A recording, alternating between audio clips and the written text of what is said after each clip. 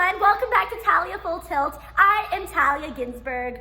Okay, so I'm about to play some clips and there will be screaming, really legitimately loud, so I just want to give you a warning. Okay, here you go. Roy.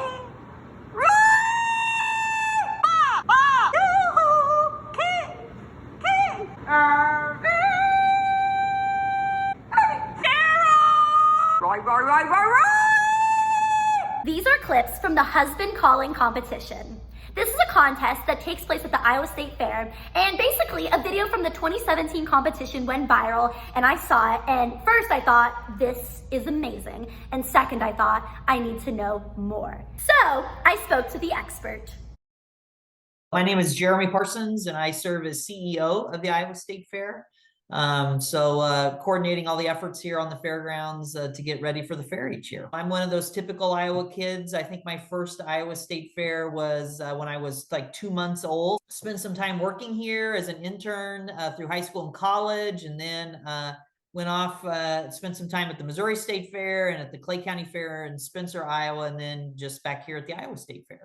Fairs are one of the few places left in today's world where an entire family can come for a day and find something that interests each of them. And the second thing is, fairs it's all about celebration of good things. It's food, it's entertainment, back to family time, as I mentioned. So you put those two things together and, why wouldn't you want to work at a place? All year long, we get to plan somebody's vacation, which is pretty cool. So prior to speaking to Jeremy, all I knew about the husband calling competition is it's one of Iowa State Fair's heritage contests, and that it originated many years ago when wives would call their husbands in from the fields. Participating in the contest is the best thing, but the second best thing is sitting there in the crowd watching it, and several hundred people will be sitting there in Pioneer Hall, listening and, laughing and applauding and all those types of things. Probably been going on for at least 30 years, probably 40 years. After hearing all the great things about the competition, I knew I needed to talk to one of the stars.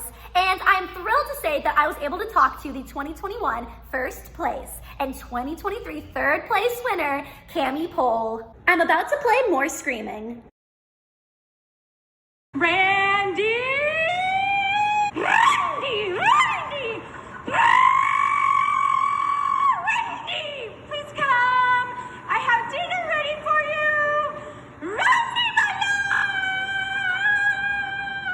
Your first time competing in the husband calling competition, what was that experience like? Well, I was pretty nervous. I had seen the competition before, but I didn't think I would ever do it. But that day, my grandson was with me, and we both were like, let's do it. I was able to confirm Cammie's husband's name is Randy. He thinks it's pretty grand. I think it's more of an ego trip for him. I don't know, but He thinks it's like someone writing a love song for you. That's like exactly.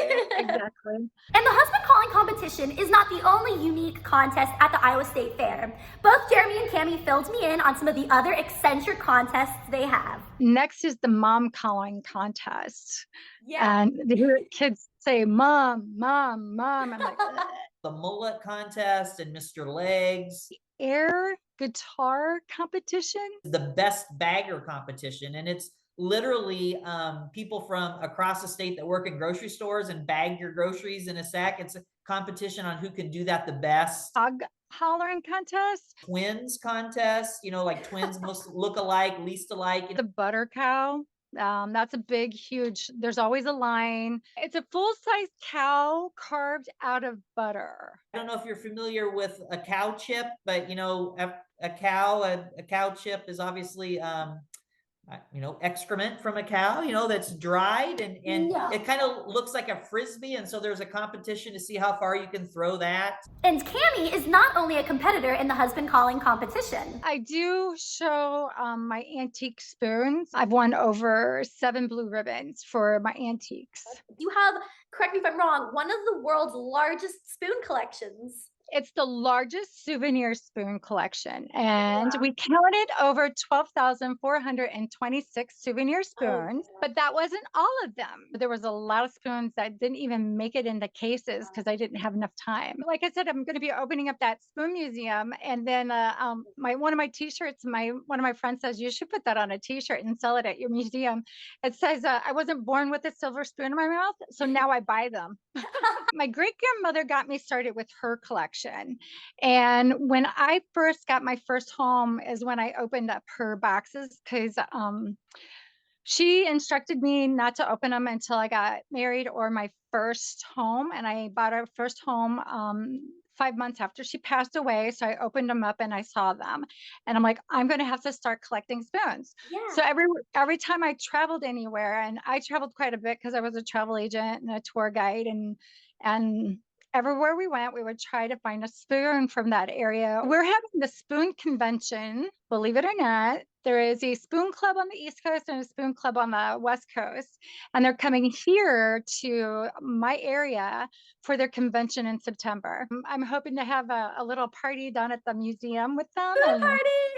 I'm sure it's such a great way for you to feel like connected to your great grandma, and it's yeah, cool that you she was can. always my, yeah, everywhere I went, she was always my pen pal. And when I was in the military, she would write me. So I have a lot of her letters. And she was you would have loved her. She was just the sweetest little thing ever. And every time I buy a spoon, it's just having a piece of her with me.